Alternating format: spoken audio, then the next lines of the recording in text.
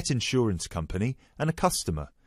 You have 30 seconds to look at questions 1 to 6.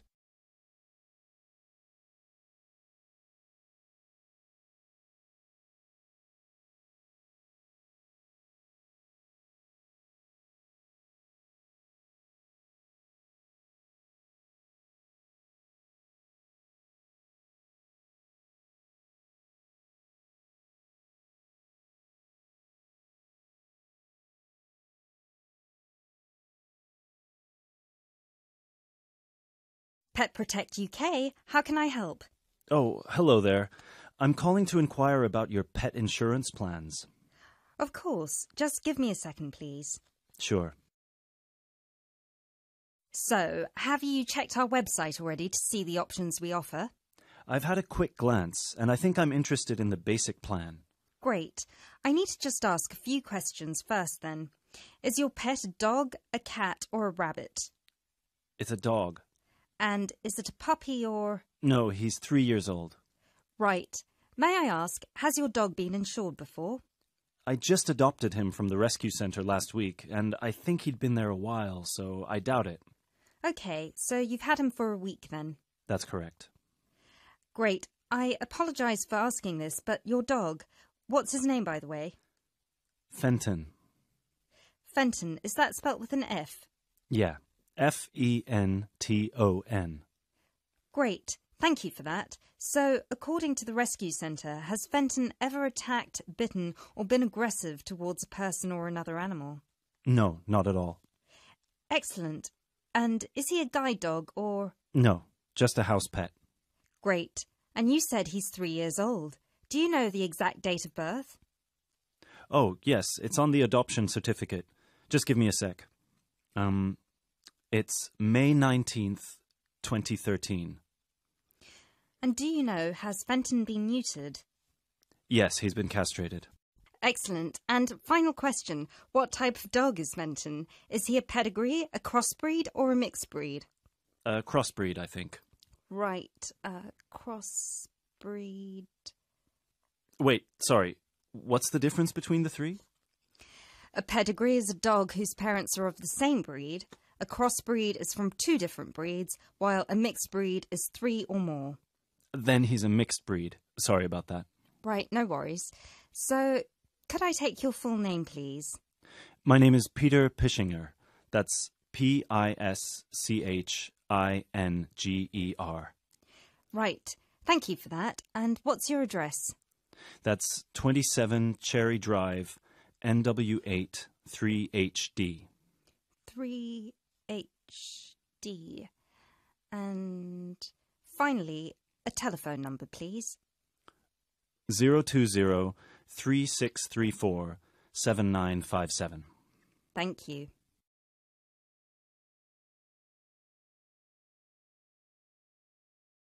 You now have 30 seconds to look at questions 7 to 10.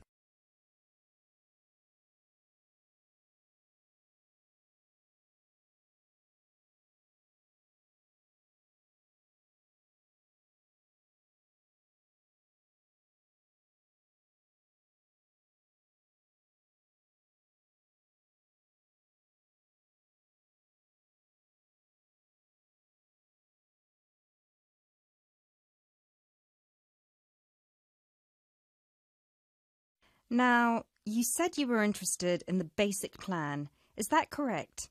Yes, that's correct. May I ask, are you planning to switch insurance providers after the first year of your pet insurance, or is there a possibility you might renew with us? I haven't really thought about it. Why? The reason I'm asking is because if you plan to renew with us, it might be worth considering our premium or ultimate premium plan. With the basic plan, you will have to pay the same fee of £8 per month regardless of how long you stay with us.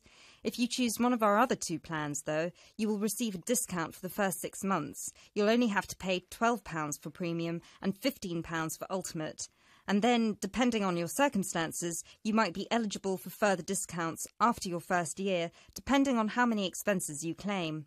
If you claim less than £300, you'll have to pay the same as for the basic plan, but receive the cover provided by the premium plan. Huh. Is that something you might be interested in? I'll have to think about it. Is it possible to switch to one of the other plans later on? Yes, of course. You can always upgrade. Let's stick to the basic plan for now then, and then I might call you back to switch. No problem. So, what happens now? Well, first we would need you to come over with little Fenton so we can have a look at his documents and medical history. We'd also need you to get him to the vet for a quick checkup. All of this is standard procedure before we can proceed with the insurance plan. And then, when all that's done, you can either set up a direct debit in person or you can call us back and do it over the phone. Right. And the basic plan will cover... Well, the basic plan covers veterinary fees, obviously, plus a few more things such as boarding costs, loss by theft or straying, advertising and reward, death by accident or illness. You can find a comprehensive list on our website, or I could forward it to you via email if you prefer. Thanks. I'll check the website. No problem. So, shall we book you an appointment so you can come over?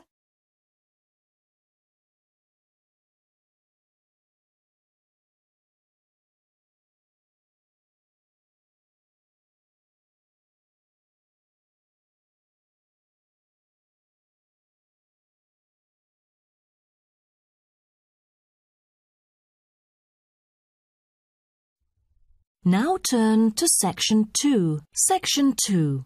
You'll hear a talk between an interviewer and an interviewee called Chris Evans from the Royal Caledonian Curling Club about ice curling. First, you have some time to look at questions 11 to 16.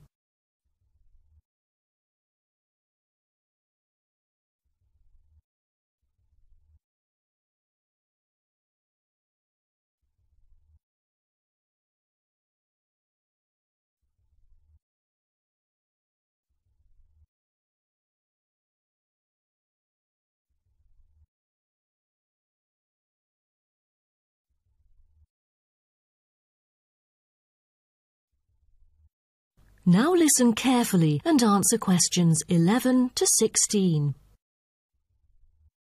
Today, we're pleased to have on the show Chris Evans from the Royal Caledonian Curling Club. Now, let's welcome Chris to tell us something about ice curling. Chris, please. Thank you. It's my honour to briefly talk about ice curling here to all of you. So let's start with what curling is.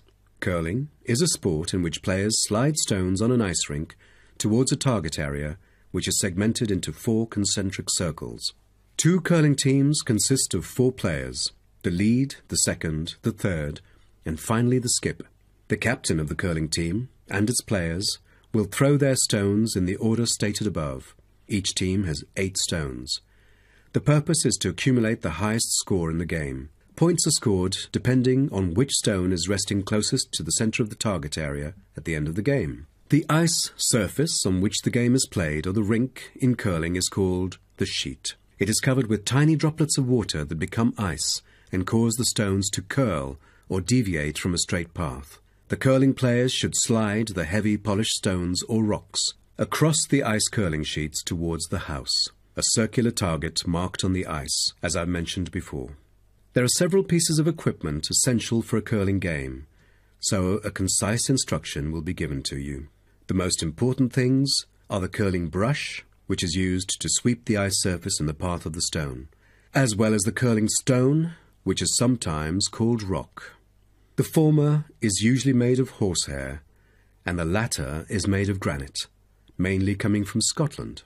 Curling shoes are similar to ordinary athletic shoes, except that the 2 shoes in a pair have dissimilar soles. The sole of the slider shoe, which is designed for the sliding foot, is typically made of Teflon, while the gripper shoe for the hack foot has a special layer of rubber applied to the sole. During the curling game, you may also find a stopwatch attached either to the player's clothing or the broom, which is used to time the stones over a fixed distance to calculate their speed. Before you hear the rest of the talk, you have some time to look at questions 17 to 20.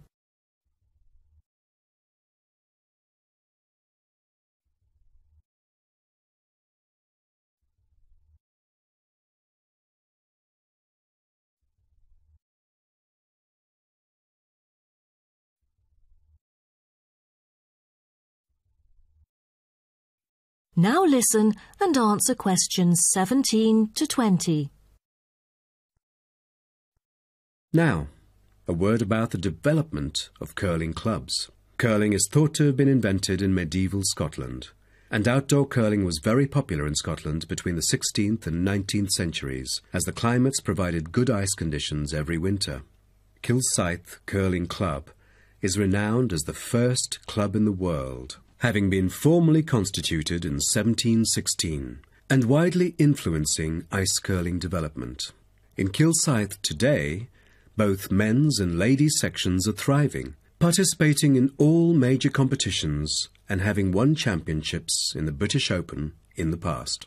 The mother club of curling, Grand Caledonian Curling Club, was instituted in 1838 for the purpose, not as such to attract people's interest, but to regulate the ancient Scottish game of curling by general laws.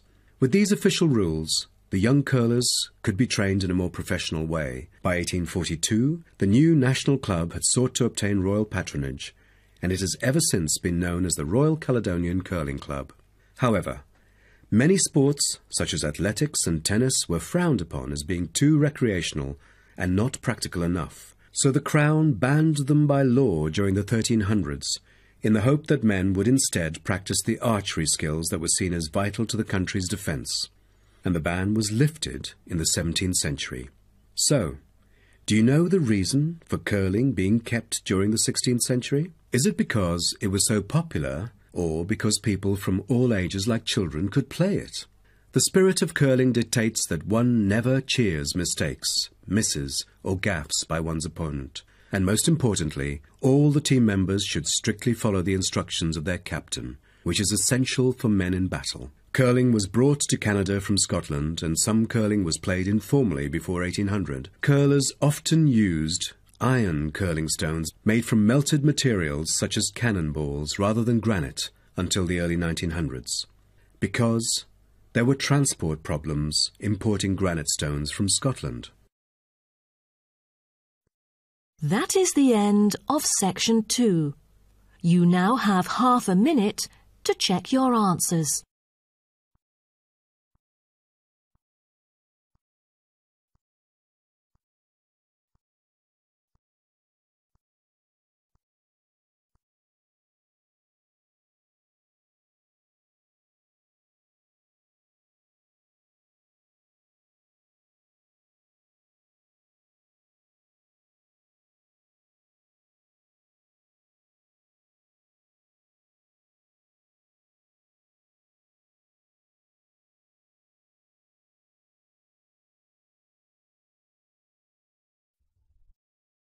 Now turn to section 3. Section 3. You will hear two students called Syria and Greg talking about some research on renewable energy. First, you have some time to look at questions 21 to 23.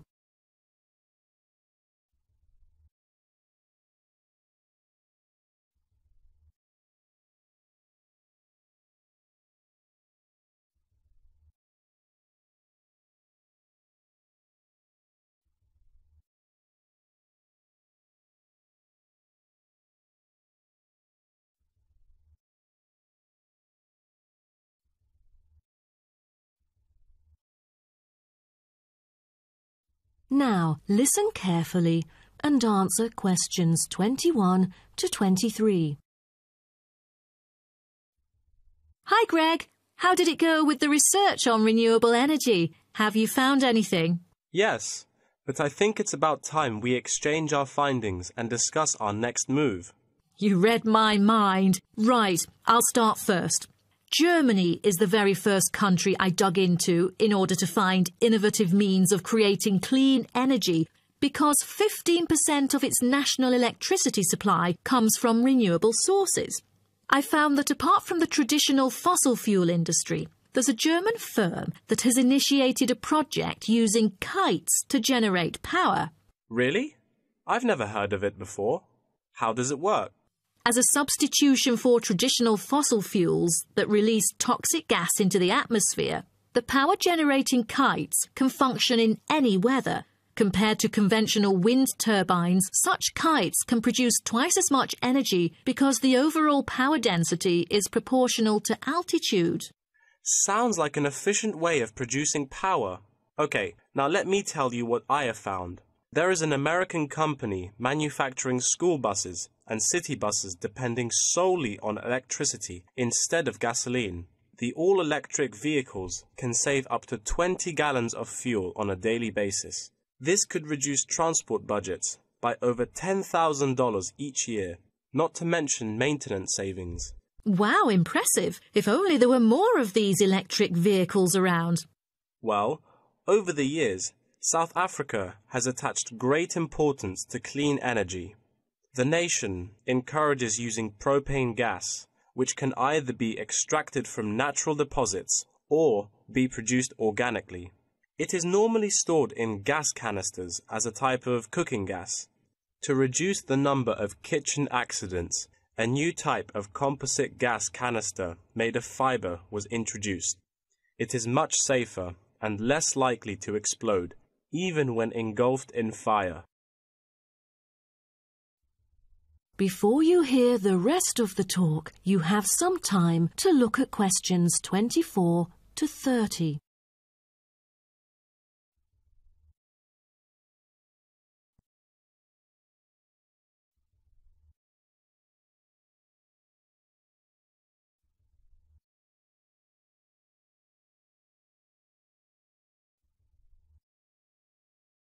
Now, listen and answer questions 24 to 30. Now, about the survey. Do you have any clues as to what kind of interviewees we should include? How about local companies doing business on clean energy products?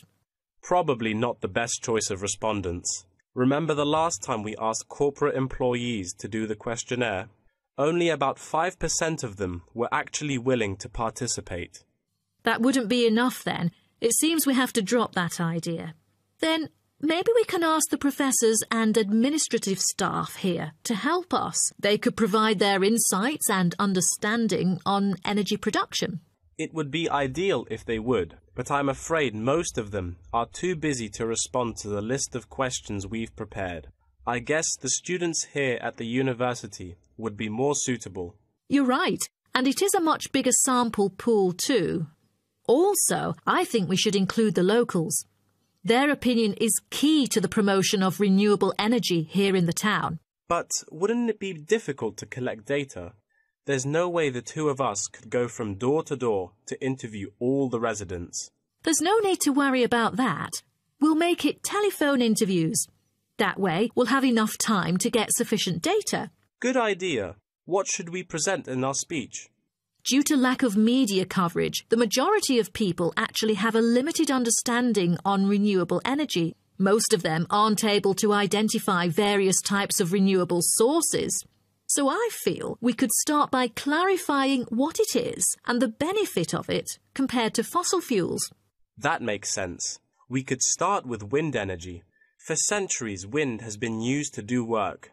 With the help of windmills, farmers used to pump water from wells or turn large grinding stones to grind wheat or corn.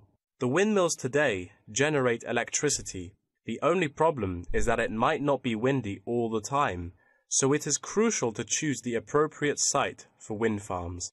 Well, I think we can also include comparisons between clean energy and traditional energy resources like coal, oil and natural gas. Maybe we can look into the prospect of these conventional sources of energy.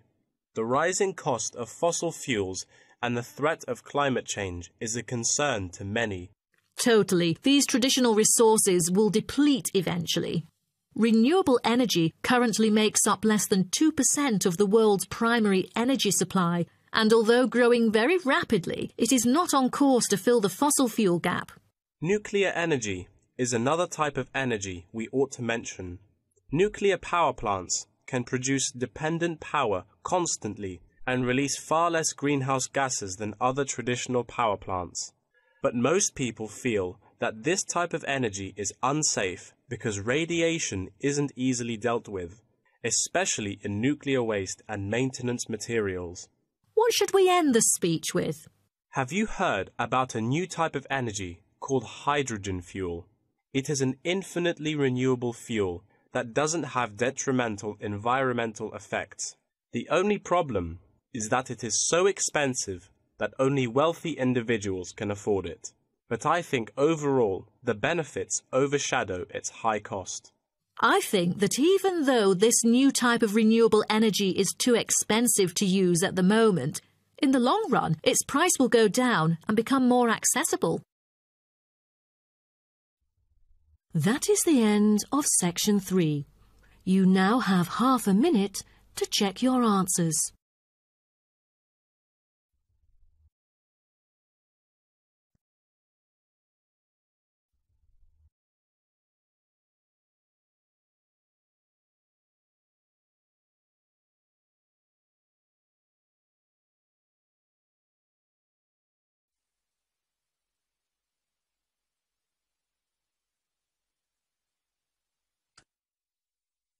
Now turn to section 4.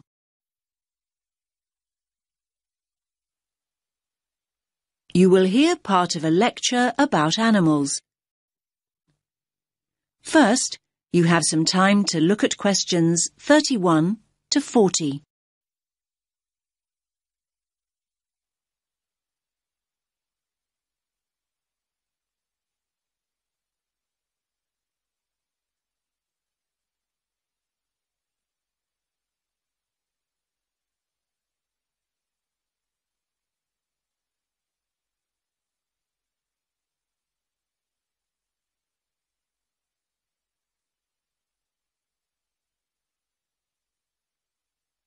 Listen carefully to the lecture and answer questions 31 to 40.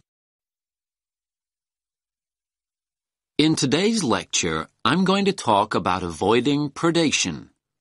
What does that mean, I hear you say? Well, you probably know the word predator. I'm sure you've all seen Predator the movie.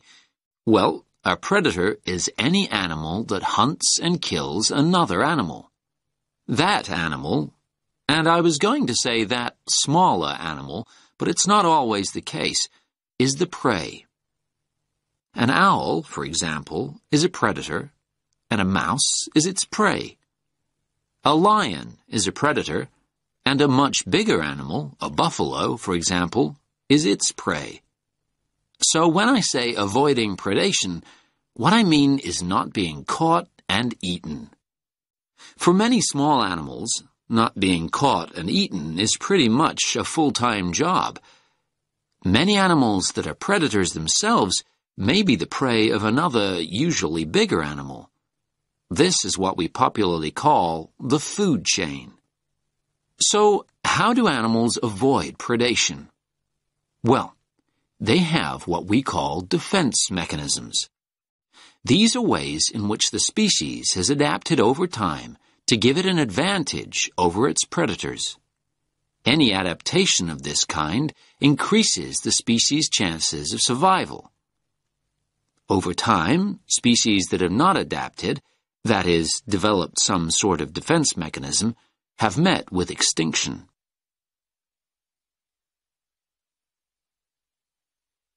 There are various forms of defense. The first is probably very obvious, and that's speed. Predators can't feed on what they can't catch. Running away is a very effective defense mechanism, as some of you can probably remember from primary school. Flight is even more effective. Species which have developed the ability to fly over time have an enormous advantage. Far more birds would be a meal out in the wild if they couldn't fly. The second mechanism is protective coloration. You might hear the word camouflage used too, but I personally find that too simple a term when it comes to the animal kingdom. Protective coloration includes a number of slightly varied mechanisms within the overall term. Some animals blend in with their background. A chameleon is a good example. It sits on a tree and it looks like the branch of that tree. Butterflies have what we think of as beautiful patterns, not to be beautiful, but to confuse and warn off potential assailants. They blend in with the flowers around them, but may also look like something else. Some butterflies have patterns that look like huge eyes, and a would-be predator is scared off. There are all sorts of stories about how the zebra got its stripes, and not many people really know what the stripes are there for. Well, that type of coloration is called dazzle camouflage. A zebra stands out when alone and stationary, but when zebras move rapidly in a herd, their stripes create motion dazzle, a confusing, flickering mass to the eye of a lion or cheetah that might be giving chase. Selecting a target becomes far more difficult. Now, of course, animals are caught. They're frequently caught, but that might not mean the game's up. Some animals make themselves difficult or horrible to eat. Hedgehogs have sharp spines that deter a predator from tucking in even when it's captured its prey. The predator is very likely to give up when a spine gouges an eye or gets lodged in its throat. Numerous species of creature, turtles or snails for example, have developed a tough outer shell that makes it almost impossible to devour. One of my favorite creatures is the skunk, which emits a repulsive smell on being cornered, enough to send any attacker herring back into the undergrowth. In a similar way, some sea-dwelling mollusks can emit an ink cloud that fills the surrounding water, concealing it from a predatory fish that may be circling. There are frogs that go one step further. They're so poisonous that even if a predator does try and eat them, it'll probably keel over and drop dead first. Now, you'll probably be surprised, but I'm going to go on to talk about plants. Yes, many plants have defense mechanisms in exactly the same way as animals. You've probably all been stung by a nettle at some time. That is the end of section 4. You now have half a minute to check your answers.